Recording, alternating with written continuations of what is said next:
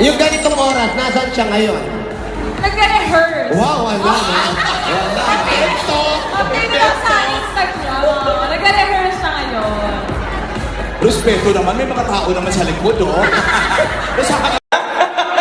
If you're watching, may wala nang hihigit pa sir.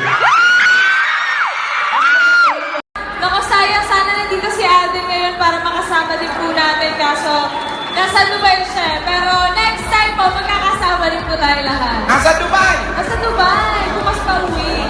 Ba't alam na alam mo? Wala ka ba namimit, Alden? Balik naman ako. Wagas na maganda naman.